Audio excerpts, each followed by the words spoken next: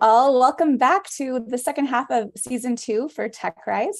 For those of you joining us for the first time, I am Desiree Vargas Wrigley, Chief Innovation Officer at P33 and Executive Director of TechRise. And we are here today thanks in partnership to Verizon for their 5G initiative and the competitions that they co-fund with us here at TechRise.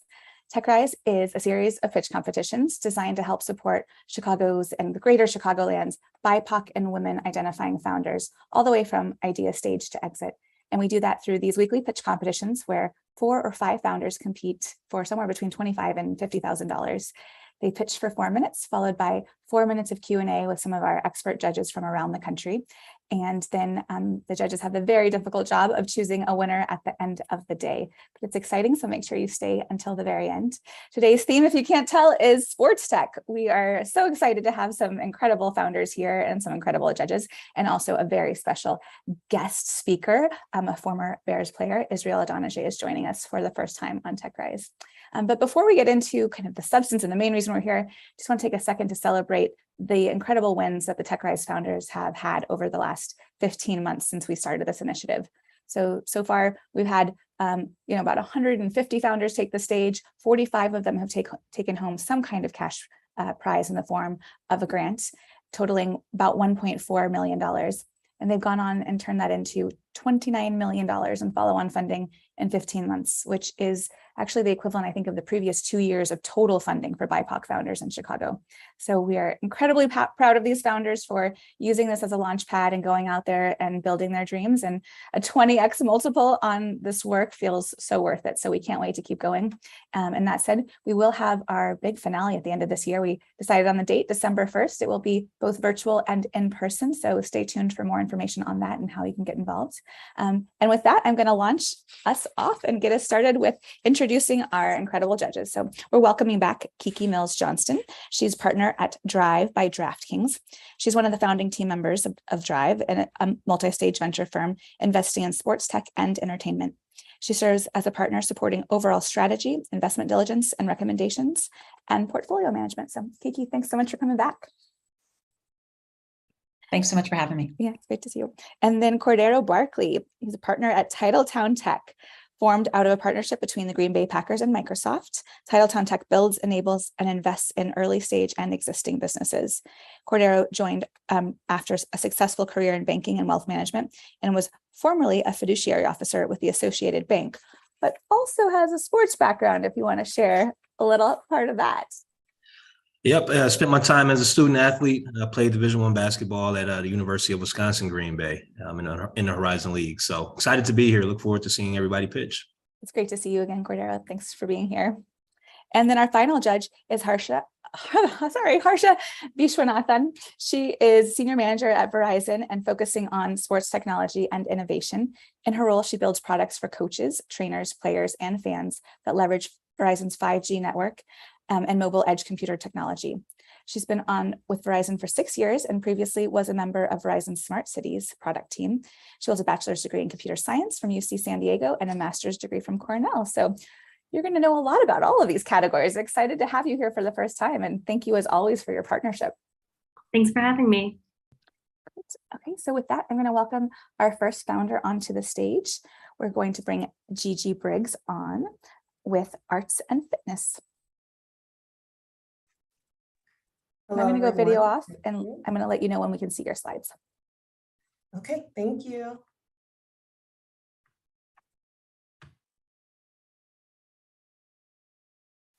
Looks good. Well, ready when you are. All right. Great, everyone. Thank you so much again. All right, let's get this party started. Hello, everyone. I am Garley GiGi Tonye Briggs, the founder and CEO of GiGi Tonye Arts and Fitness, and we are your mobile studio bringing dance and wellness to you.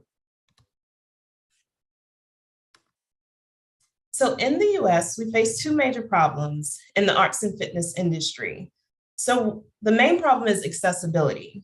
On the arts education side, specifically in dance, we have a lack of access there. And then on the health and wellness side, there's a lack of adequate full access to resources. And this is more specifically, even more abundant in our Black and Brown communities, such as the South and West Sides of Chicago. And as a result of COVID, as a result of the pandemic, physical activity and mental health has definitely significantly been impacted. A lot of health disparities have increased over 31%. So how do we solve this problem? That's where we come in. We are your mobile dance and fitness studio. So we provide our customized creative wellness services through dance and fitness to individuals, companies, schools, organizations, and government agencies. So we bring the studio to these individuals and groups. We do it through a mobile platform. We also have online virtual classes, hybrid, which is a combination of both in-person and online, as well as in-person and videos. And we are also in the mission of creating studio hubs around these communities that need it most. And not to mention, we definitely just got certified with ASH, that's the American Specialty Health Organization, to meet our clients where they are through being able to have insurance coverage through Medicaid, Medicare, and private insurance. So here's an example of our solution in action. We work with all ages from babies up to our senior citizens. And so this is just a little bit about us. We are a certified women and minority-owned business within the state of Illinois and nationally, and we belong to a lot of different associations and organizations. So within the market, within fitness, there's 1.2 trillion that is expected to gross within that industry by 2025. And in the dance education market, it's already at 3.8 billion, and it's expected to increase over 10% annually.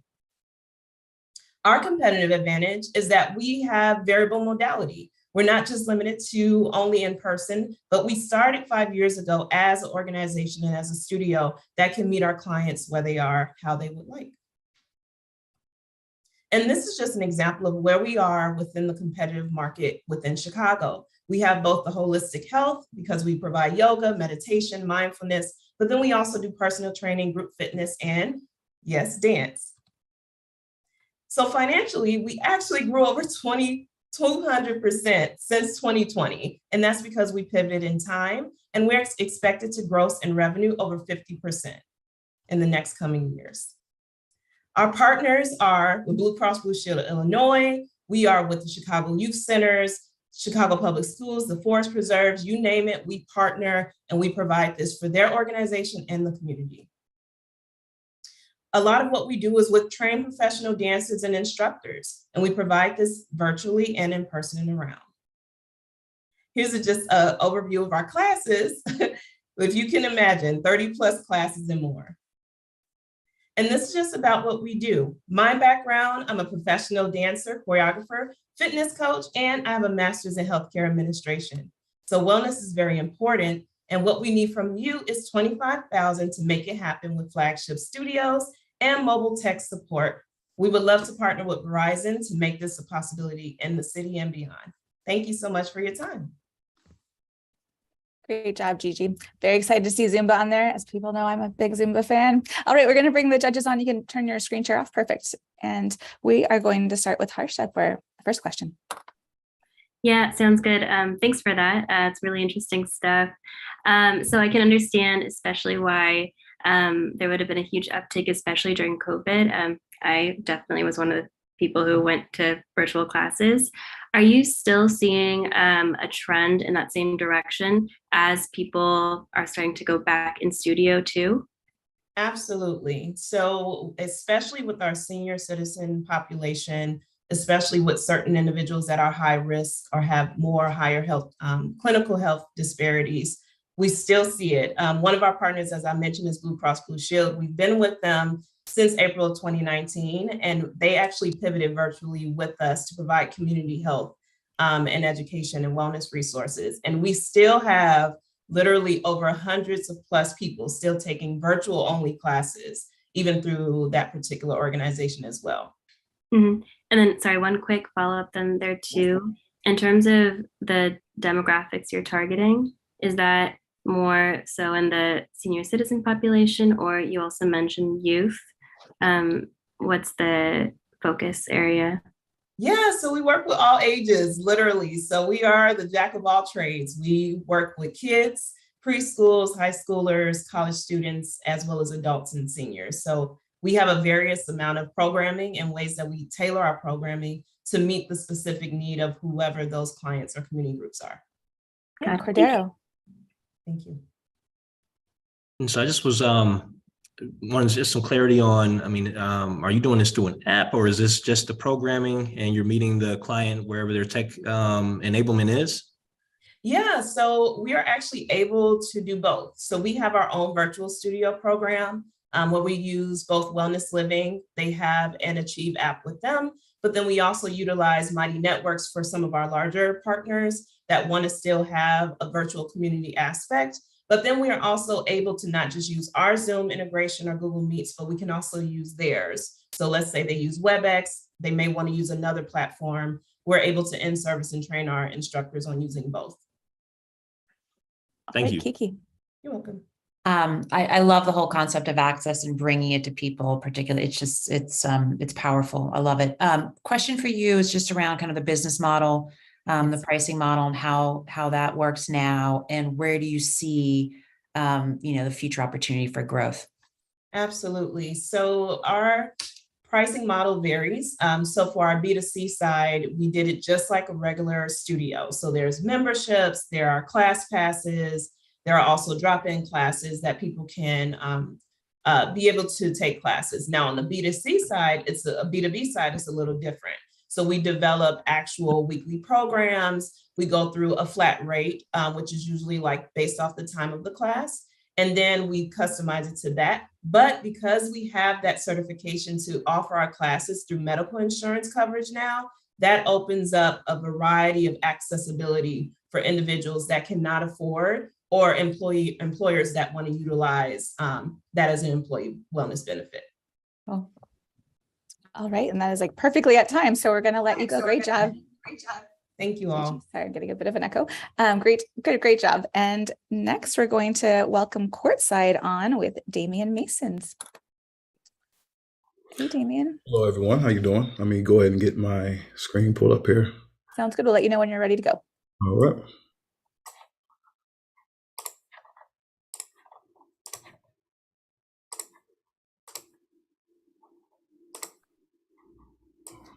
Let's go bigger. Everybody good? We can see it. Perfect. All right. My name is Damian Mason, and I'm the co-founder and VP of Brand Experience here at Courtside. And thank you for the opportunity to introduce you to our platform, Courtside. Talent is everywhere. The opportunity is not. Currently, basketball media outlets provide coverage for 1% of active youth basketball players.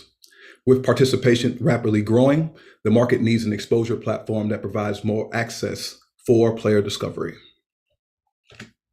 This motivated us to create Courtside, a social network that serves the basketball ecosystem and succeeds at providing a dedicated space for all players to go viral, regardless of gender, age, or skill level.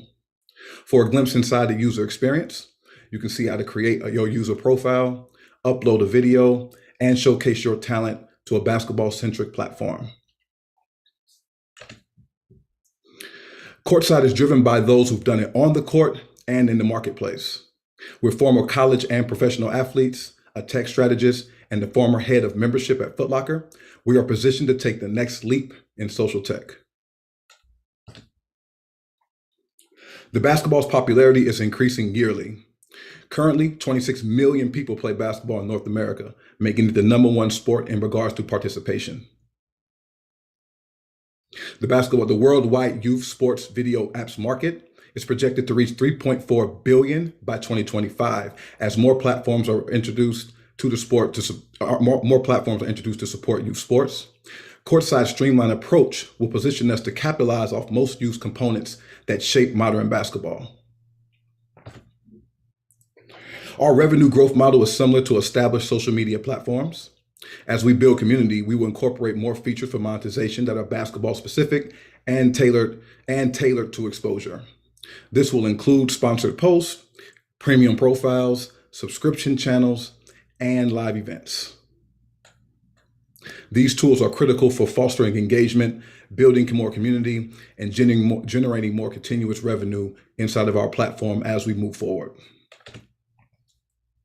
While our competitors have developed single product multi-sport platforms, Courtside is basketball centric and streamlines exposure tools, video entertainment, and social media all into one hub. Essentially, Courtside places the power back in the hands of the athlete and increases their chances of being discovered. Oh, sorry about that.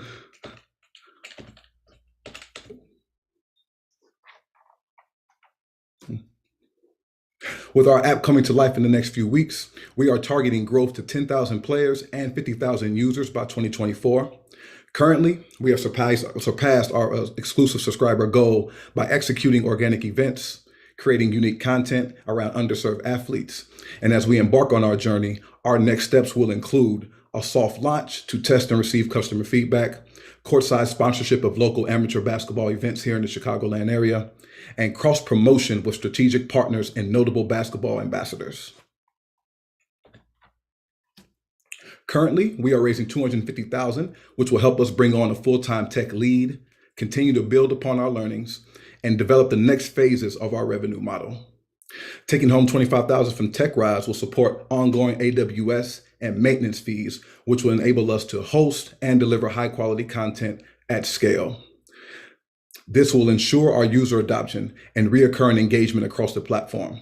In addition, this will also enable us to move forward with our MVP 1 product, which includes the first phase of monetization in the Courtside mobile app. Come and sit courtside with us and witness in real time the future of athlete exposure. Great job, Damian. Thanks so much. You can stop sharing and I'll invite the judges on. And Cordero, we're going to start with you for questions. No surprise there, right? How you doing? See you again. Hey man, great to see you again as well. Can you maybe talk about the target audience a little bit as to, how do you plan on getting athletes to utilize the platform, re-engage with the platform, and then who is coming on to watch the content? Also, for the target audience, we scaled up to 18 years old right now. We want to market for ourselves from youth basketball up to 18 years old. So pretty much from age 6 up to 18. That's the market that we're going after. That's the market that's normally on social media the most, and the most that's creating a lot of content. So that's the market that we're trying to serve.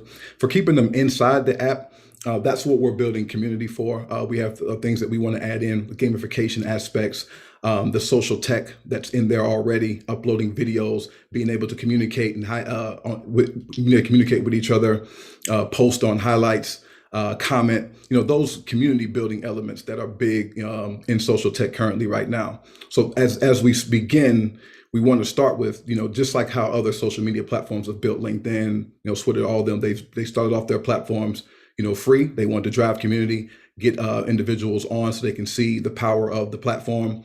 And then in phase 1, we want to begin to add monetization aspects that could, drive more monetization and get more people in the app when it comes to more creative content, and also being able to produce live stream video, which we're going to be doing with our events and live streaming other events.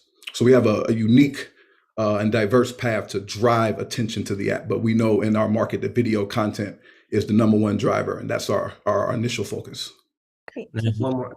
Yes, sir.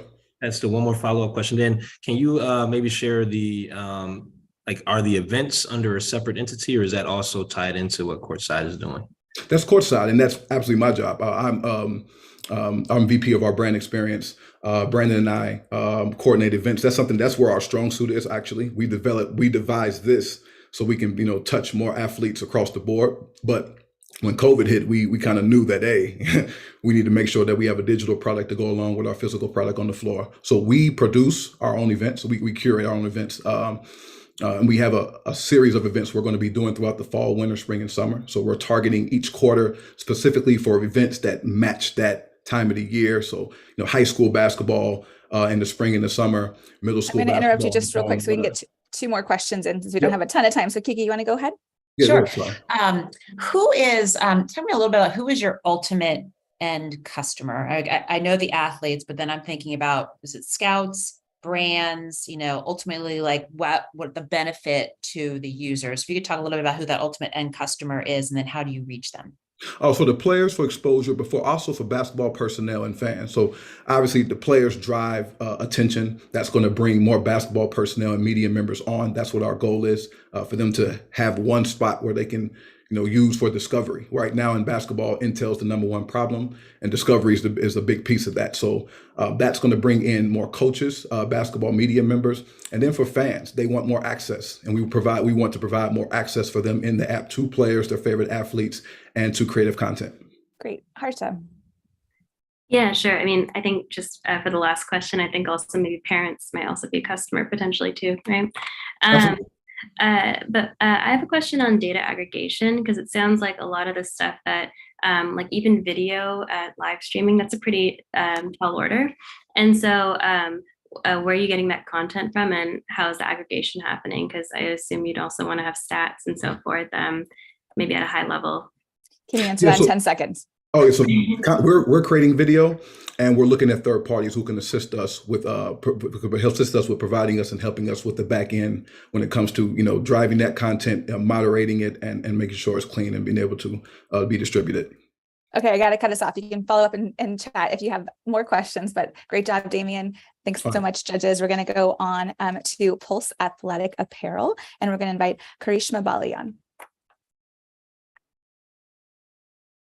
And judges, if you could go video off. Thanks. Hey, everyone. Great. I'll let you know when we can see your screen.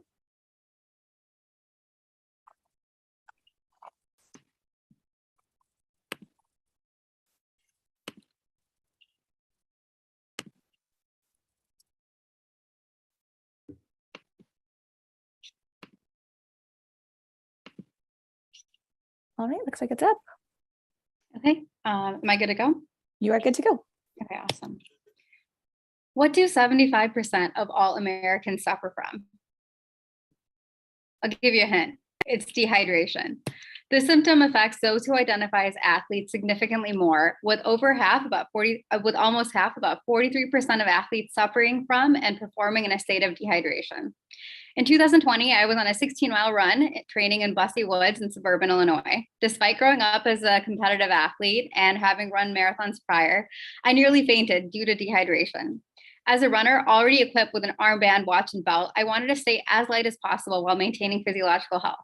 I didn't want or need another standalone device. I needed something that detected my electrolyte levels while notifying me in real time to hydrate adequately so I could perform my personal best. So what's the solution? Pulse Athletic Apparel is disrupting the sports tech industry with smart apparel to create the healthiest and highest performing athletes.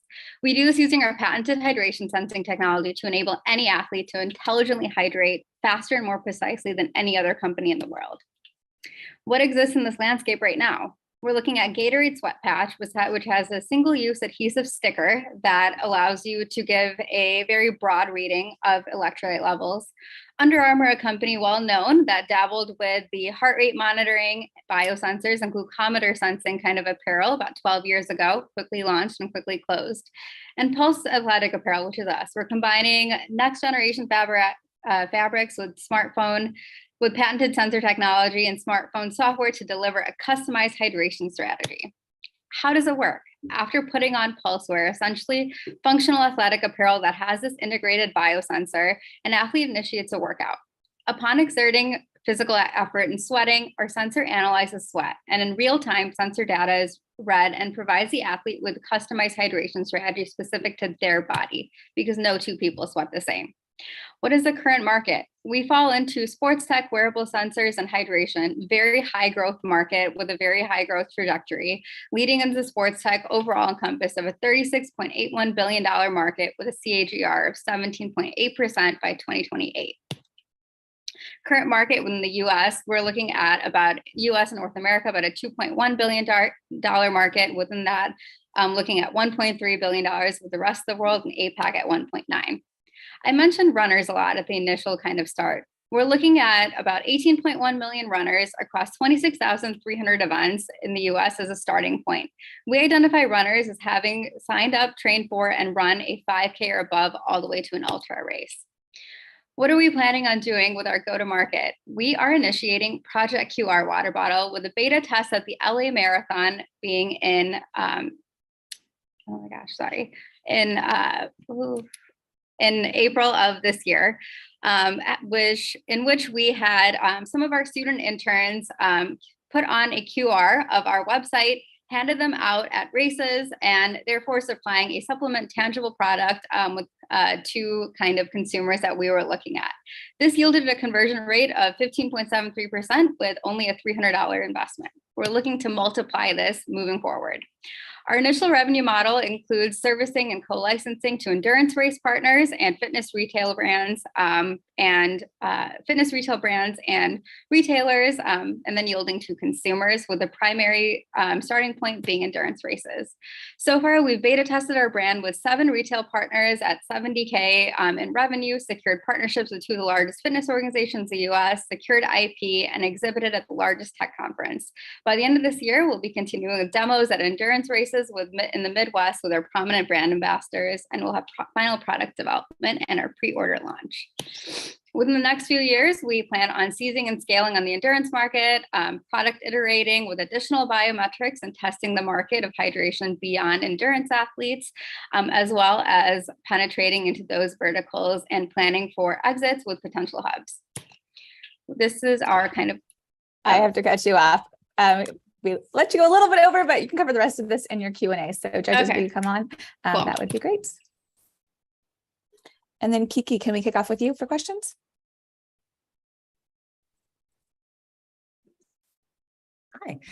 Hi. So question for you on the tech, and you know, we've actually looked at some of these companies over the past, and you know, like NICs, biosensors, hydrostasis. I understand a little bit around, you know, you've got the sweat sensing modality, which is actually measuring the sweat. And then others that have more of like, I think it's like the optical bioimpedance, where it's like basically, you know, the light, like your iPhone is kind of shining onto your skin and kind of measuring from that. Where do you fit in from the tech side? And do you have a protective mode there?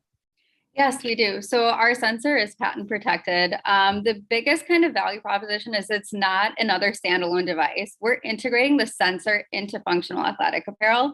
So just kind of feeding into the concept that runners, specifically in the endurance space, want to stay as light as humanly possible. And therefore, we've worked with a research university to kind of create this special fabric sensing capability that the sensor is integrated to. So basically, you don't need to buy another kind of independent gadget that lasts long term. It's already embedded into your clothing. Harsha. Hey. Actually the slide is good for my question. I wanted to better understand how you wanted to use the funds from this. Yeah, absolutely. So can just kind of like quickly go over the slide. We are prepping for our product launch in January of this upcoming year. A biggest kind of component that we want to do is partner and demo with endurance races, most notably being the Bank of America Chicago Marathon, New York City Marathon, and the Akron Marathon coming up within the next month or so. We will be doing marathon vendor demos with our working prototype. We have a few athletes that we're getting ready to sponsor to kind of test out the sensor apparel as well as kind of going through Project QR water bottle, which I briefly kind of mentioned, piloted with some of our student interns in a class project out in LA, and looking to replicate that with having like a pretty big return on, as well as just being able to be out there, be in the field, and speak with runners and essentially endurance athletes who are looking for a product that we provide. Thanks.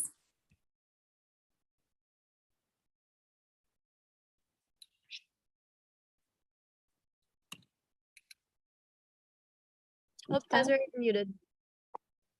Sorry, there he is. There's Cordero. That's sorry. No, and so my final question just was around the competitive space. I mean, obviously there's a lot of people playing in this space. Like how do you differentiate from the noise that's in this space? Yeah, I think just by creating a product that has long-term usability, and therefore at a premium price point, but is delivering at that premium price point. There's two different ways that we can look at it. One with the independent sensors and kind of the wearable space, and another with just kind of smart textiles. And two are very different component. We're kind of dabbling at the central point, which no company is currently doing, with both features in essence too. And the kind of, and just offering the very specificities of monitoring and maximizing and perfecting hydration. What we've noticed in previous companies that have kind of done something like this, they've measured multiple biomarkers at one time. We have a very high accuracy rate by only looking at salinity of sweat, only looking at sodium concentration in sweat, and measuring that to a T. All right, and with that, we're gonna go on to our next founder. Great job, Karishma. Thanks. All right, and now we have R.E.S.S.E.T and Schmid Etienne. Thank you so much, everyone. Good job, thank you.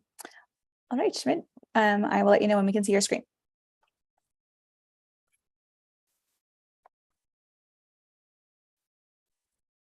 Looks good.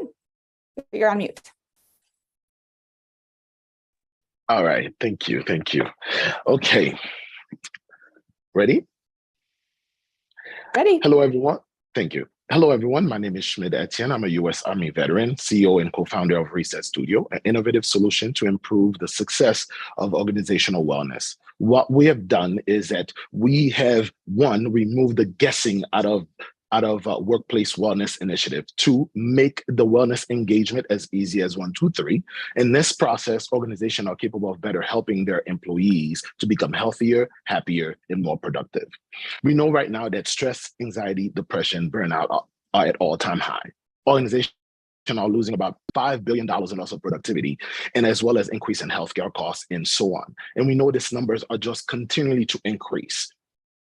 But one thing that organizations are missing out is the fact that they are not finding out or pinpointing exactly why stress is impacting their employees directly, and not using the right initiative to better help their employees. And we know at R.E.S.S.E.T, we understand that if you are not assessing, you are guessing. And that's the reason why we developed this whole entire process. The process is to first assess an organization to exactly look at the 9 different places where stress can directly affect their employees. Once we figure out where that is, then we can create and design protocol that really help improve that process and deploy this process. In this deployment, we are capable then of providing employees with their own identify app. And this app targets specifically what the person is dealing with as one. So the employees can just open the app, try one of the interventions, and within 3 minutes, be moving to a happier and less stressful individual.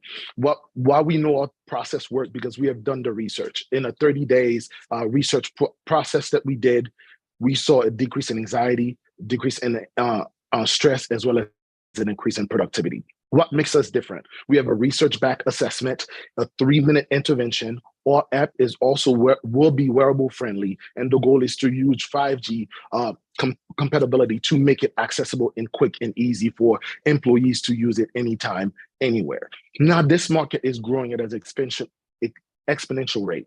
We are expecting for employers, 60% of employers are expected to provide some form of wellness or well-being program by 2021. And that number is actually have grown in 2022 and expecting to grow even further in 2023. Where we are in the epicenter of this whole entire process. Workplace wellness, which is growing, the concept of mindfulness, which we have, the wearable market, as well as physical activity economy. We are right in the center, and our ability to really bring all of them in through our 9 pillars.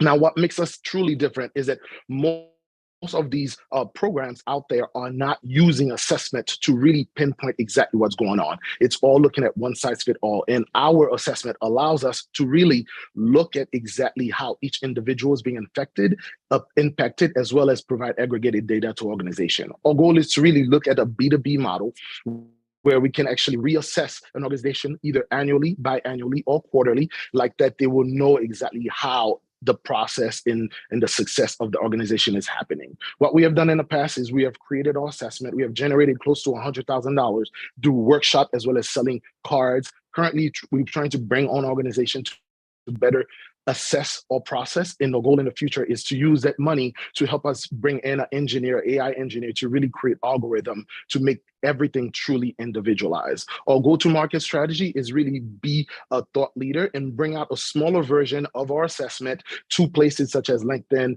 Instagram, so HR department can assess by themselves. And our goal is to really bring that forward. My name is Schmid Etienne. My background is exercise physiology. I have a business partner that's in psychology, as well as my wonderful designer, which is Knowledge Brown. And our goal right now is to make sure that no organization is actually assessing. Let data guide your next wellness initiative.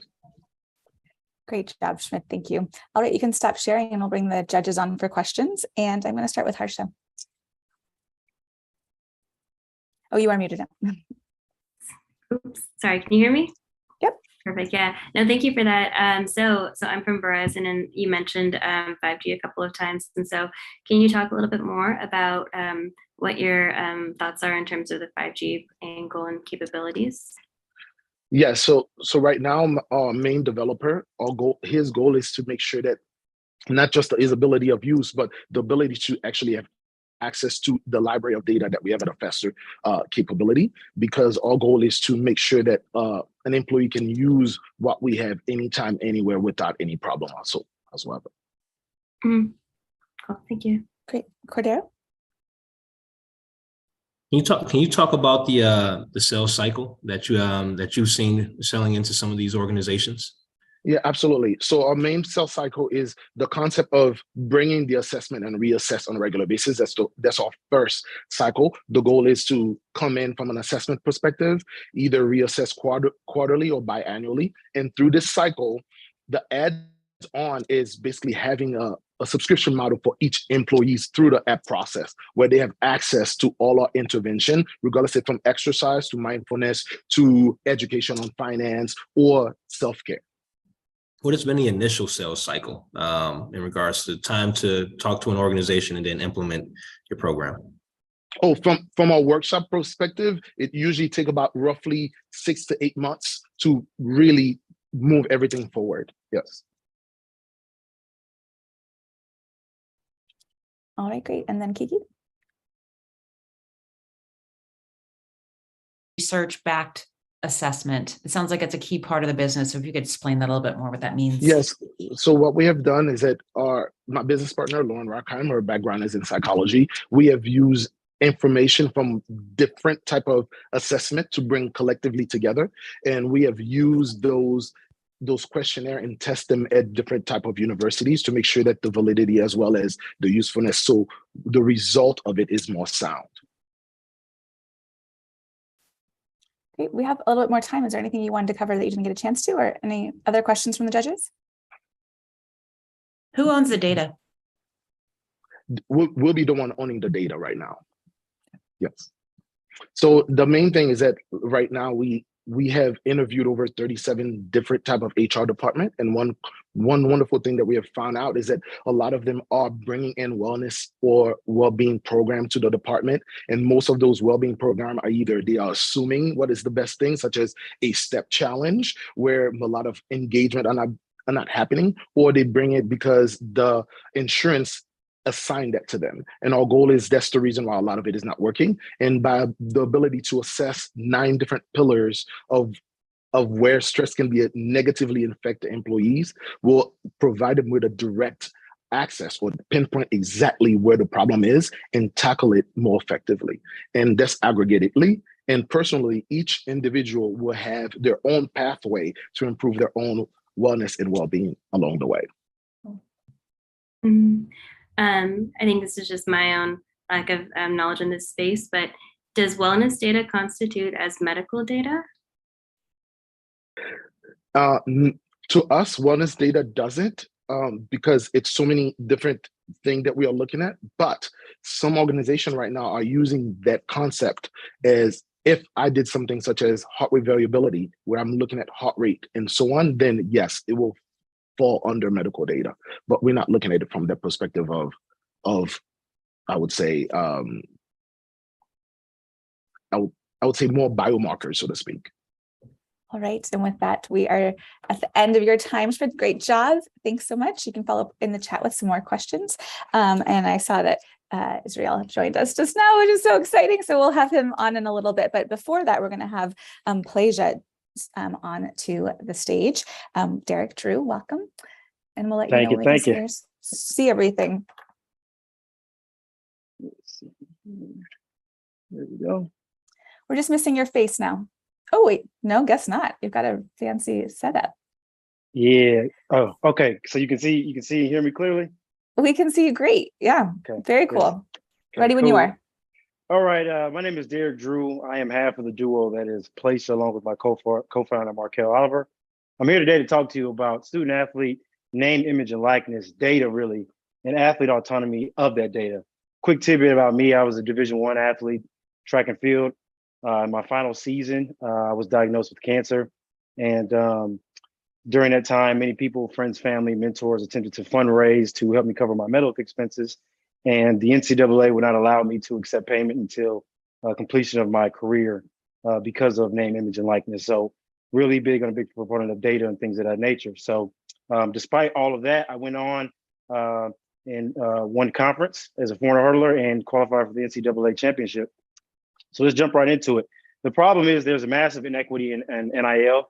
The overwhelming majority of NIL deals are generated through male-dominated sports like football and basketball.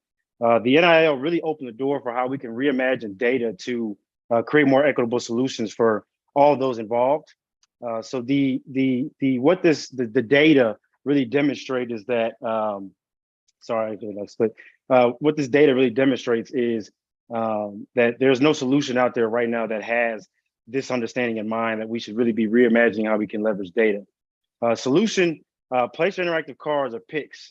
PICs are digital IDs, really decentralized IDs that provide infrastructure to enable autonomy of data for athletes. And we also provide solution channels to monetize and distribute that IP or that data. So how does it work? Plasia simply creates a PIC that collects and stores valuable data like photos, videos, stats, things of that nature. We work with our ticketing partner, Tixology, to create season tickets that the student athletes can then use to monetize access with friends, family, small businesses, or even fans, or anybody else that's really interested in staying attached to that student athlete's path. Our market size is roughly $21 billion, according to Forbes, Yahoo, Open Doors, who's really the leader in the marketplace of NIL, and Wintergreen Research. Our go-to-market strategy is to leverage the social capital. So I was in the game for 20 plus years. After my career as an athlete, I was a coach at the University of Wisconsin-Madison, as well as Illinois State University. So I built a slew of relationships during that time. My co-founder, Markel, worked with the Orlando Magic and was a student athlete in basketball as well. Really, we have a wait list of several Power 5 universities, athletes on different teams, youth sport teams as well. And our major rollout next June, in combination with the DuPage Sports Commission, is called it's a camp called Champ Camp at Benedictine University, where we'll be hosting about 700 kids and deploying these PICs with those kids, teaching them about NIL and autonomy of data for athletes. Milestones and projections. Really, in this slide, I like to talk about how we would leverage our sweat equity. We're positioned for success. And in the traction we have our upcoming events. We would really like to use the funding from this competition for the construction and management of the PICs, as well as some of the integrations with some of our partners that I'll discuss later, as well as helping us to strategically plan and put together the Champ Camp that's taking place next June. Some of our competitors, Open Doors, I mentioned earlier, SD Labs, and Greenfly, all of these are great initiatives in their own right. But they don't really reinvent the wheel or rethink or reimagine how we can leverage data to create more equitable solutions for everybody involved. This is our team. Our team is made up of like-minded individuals who share the same values rooted in empowerment and ownership of data, whether it's legal, ticketing, community impact, athletics, what have you. We will leverage our collective experience to really deliver a solution that has people at the foundation. And I mentioned here that NLIs right now are like athletics to what NFTs are to blockchain. People really don't know what to do with it, to whoever really is the leader delivering a solution that is ultimately impactful for the end user will ultimately benefit. I got to cut you off and bring on the okay. judges for some questions, but great job and cool presentation format. We haven't seen that before. So Cool. Thank you. I appreciate it. all right, I'll have you stop share this so we can have you face to face with the judges. Oop, and I have a guest visitor today. Hi. Hey, how you doing? He's not going to ask any questions yet. Don't worry. Okay. Okay, but let's start with Cordero. Yeah, so coolest presentation deck I've seen. Slight flex with throwing your face in there. It's kind of the NIL space has obviously evolved. Kind of with everyone coming into the space, how do you see yourself separating from the pack? Really, we separate ourselves from the pack with the use of technology.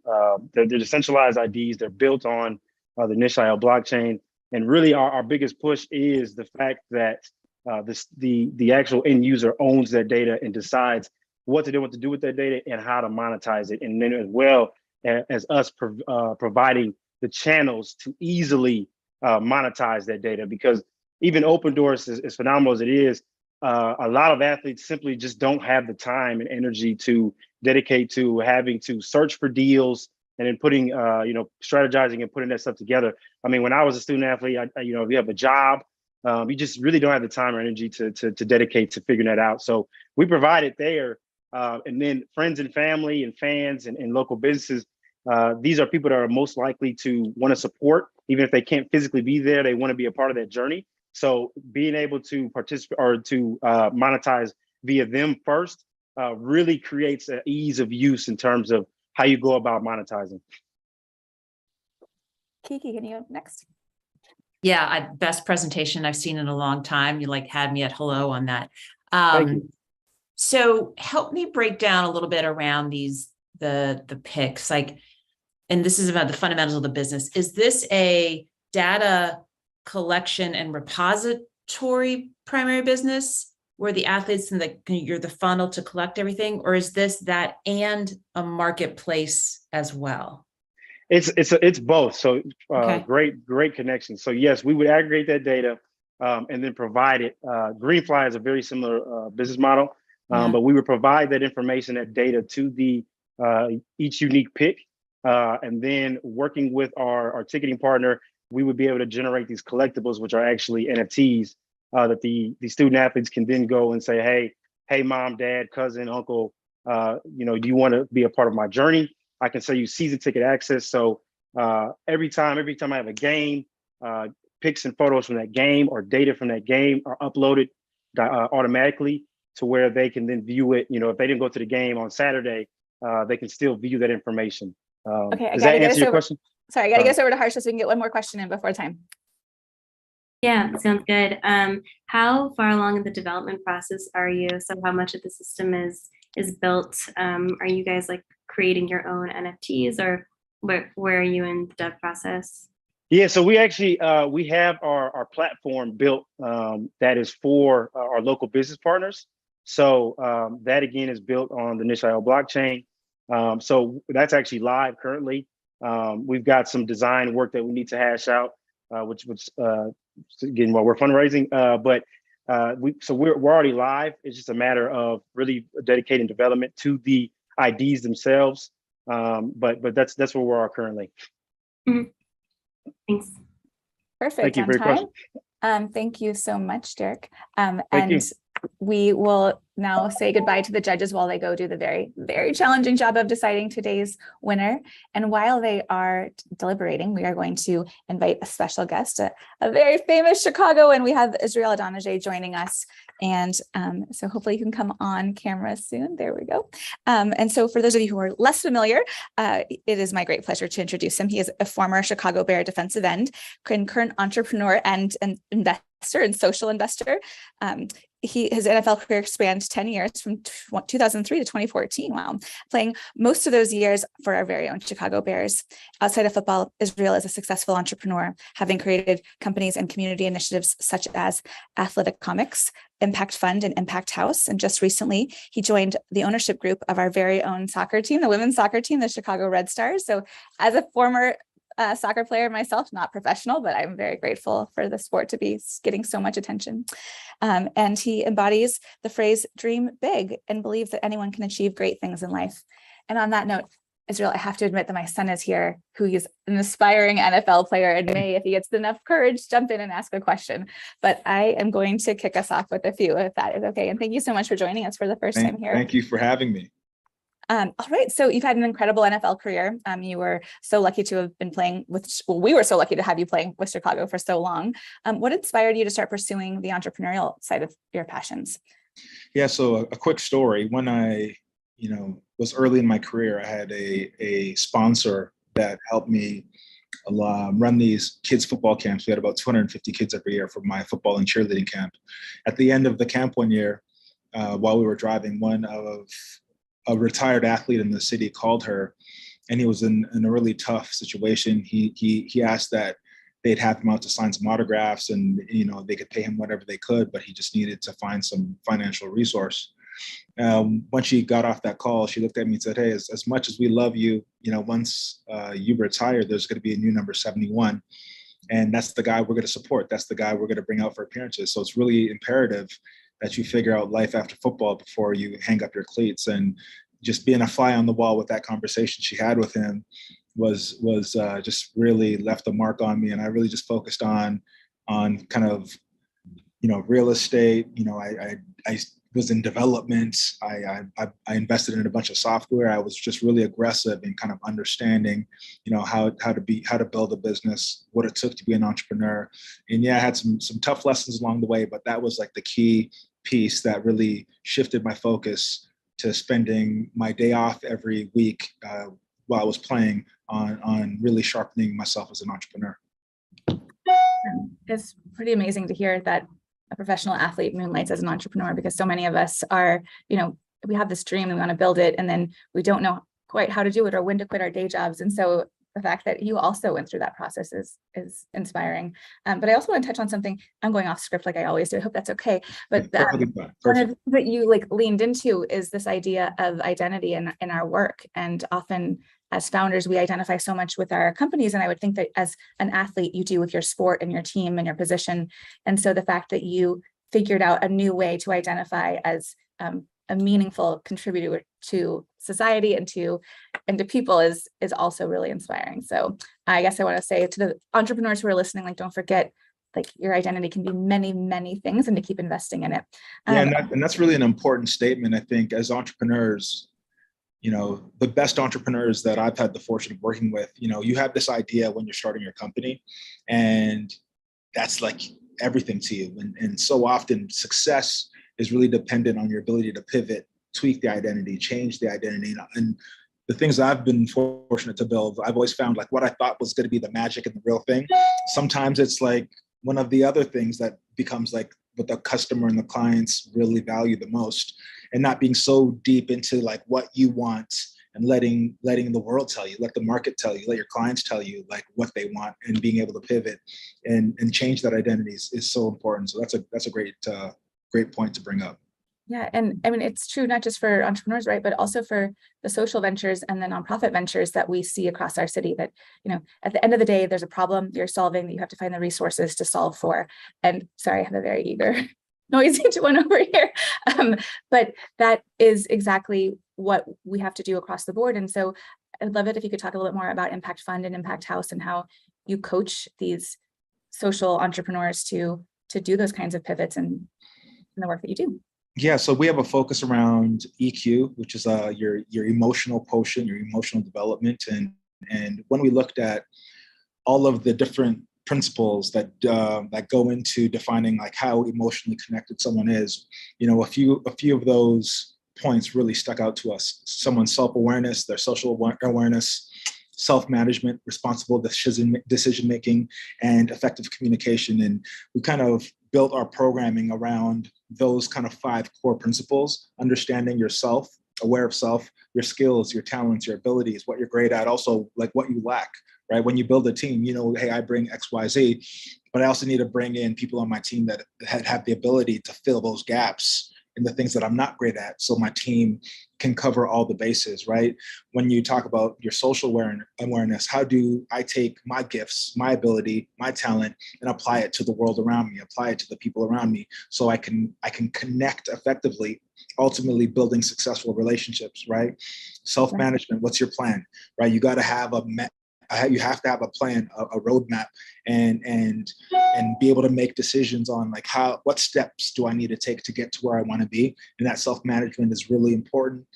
Responsible decision making. Every decision that you make ultimately affects your plan and how you get to your destination, right? So being really intentional about the things that you do. You know, when I wake up every morning, am I doing things today that will allow me to get one step closer to where I want to be, to one step closer to where I see myself, right? And if it's not going to get me one step closer, that's not a step that I'm going to take, right? And finally, effective communication, which I think is like the most important piece for all of us to learn, especially our young adults and young entrepreneurs, right? Being able to understand, you know, how you feel internally and effectively communicate that to yourself, right? This happened, I felt this way. And okay, I better understand emotionally why I felt the way I felt. More importantly, now being able to articulate that to somebody is, hey, you said X, Y, Z, and you know, I really appreciate that, and that's what helped me push through. Or you said X, Y, Z, and you know that, you know, I disagree with you, and let's talk through it, right?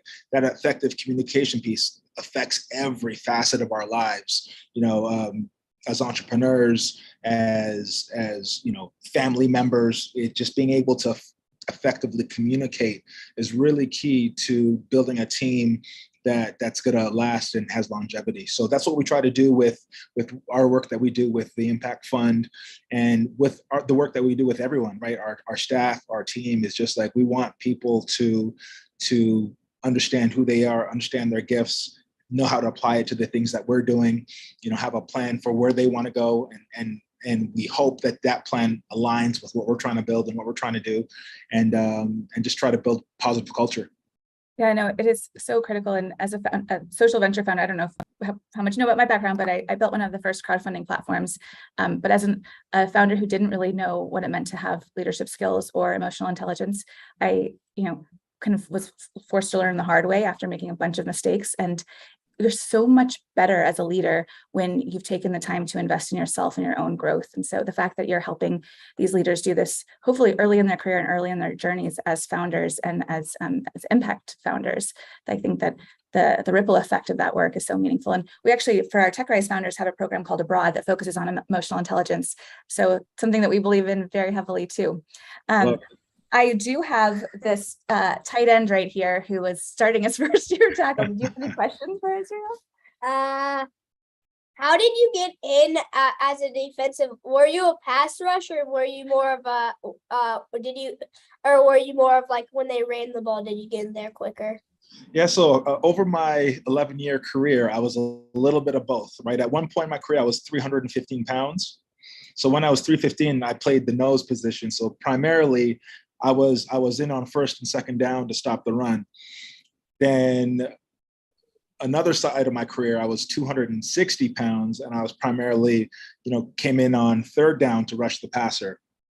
Of which do I like better? I definitely love rushing the passer. Stopping the run and you know, building the wall is it's necessary, but not as fun as rushing the passer. Great question. Well, I appreciate the little bit of a digression tangent, but definitely from a dream big perspective, helping him live that. So thank you for Great question. Thanks, no, buddy. we're still on, so I got to have you answer questions later. But I let me just double check that they are back, or they're not quite back yet with the response. So we have a couple of questions left. So you know, one of the things that we talk about all the time is access to funding, and I know that you're actively involved in helping, especially Black founders, think about alternative paths to capital, not just venture. And so any advice that you have for the city in terms of how we can more powerfully support our founders of color, but in particular our Black founders? Yeah, I mean, I think one, it starts with leadership, right? So when you look at underrepresented leaders in the city and people that are in positions of success and have great companies, leading great companies that have raised a ton of money, you know, I think there is a responsibility for us to create opportunities for the next generation, right? I think it's something like 2% of funds, invested go to underrepresented Black entrepreneurs and founders, right? I mean, that's just a ridiculous number, such a small amount where, there's some brilliant ideas out there. There's some incredible talent out there. It's really about getting them to the table or to the stage so they can have those same opportunities. But I think it starts with leadership. It starts with the people at the top, being intentional about creating the spaces, the opportunities, things like TechRise, where we're going to be intentional and plant a flag and make a statement that we're going to build a pipeline to change an old system, right? And that's where I think it starts. And then for the entrepreneurs, I know it's not easy. Don't be discouraged. Continue to just grind and work. And I'm a true believer that a great idea can only be hidden for so long, right? So, or talent can only be hidden for so long. So continue just to grind and work, and every door that opens, walk through it. If it doesn't work out, you'll still be where you are, but you won't know unless you go through that door and take advantage of that opportunity. So, be relentless, be aggressive, and there is a door that's going to open that's ultimately going to change your life, right? So, I appreciate the journey for being an entrepreneur myself. I know how hard it is. So, kudos, and I'll continue to try to play my part to support the community. And I hope that eventually, sooner than later, there comes a time where, those numbers are now in the, 50% of capital being given is going to underrepresented entrepreneurs. Well, that is certainly what we hope to. We hope for parity, right? That 51% goes to women and 60% of our Chicago funding goes to founders of color to represent our population. And we're honestly well on our way. Our early stage funding is now at 16% for Black and Latinx founders, which is the best in the country, thanks to the efforts of a bunch of organizations in our city, and including what you're working on. But what a wonderful way to welcome back the founders with those last few words. So Israel, thank you so much for spending time with us today. You might want to stay on and see who wins, but you might be called to your next meeting. Totally understand if that's the case. Judges, do you want to come back on and announce who the winner is today? Thanks, everyone. It's good to meet you. All right, Harsha, are you introducing the winner? Yeah, sounds good. Well, first off, thanks so much for having us, and all the presentations were fantastic. So it's hard to choose, but we're really excited to announce Plasia as the winner for this week. Everyone from video on, so you can celebrate. Sorry, but congratulations. Oh wait, come audio off, and then sorry, Harsha, please finish what you were saying. Lots going on over here. Sorry about that. Yeah, sounds good. So Derek, first off, we think that the NIL space is really very interesting. I think that you've got a good approach with trying to bridge two different data, sources for data. I think the idea of putting it on the blockchain makes a lot of sense. We're eager to see what comes next for you. So very excited. Thank you so much. I really appreciate the feedback. Really means a lot to me. All right. So, well, as always, great job. Congratulations to Plasia and the team. And, we can't wait to see what happens next. We'll definitely be reaching out to find out and sharing the updates with the world. Thank you so much to our judges who spent this day with us and these inspiring founders. And just as a reminder to the founders, this is not your only chance on TechRise. You can come back and win another week. So welcome to the family, and we can't wait to support you in your growth through our many other wraparound services. For everyone else, have a wonderful weekend, and we will see you back next week. Have a great one. And thanks again to Verizon for hosting today. Thank you. Thank you.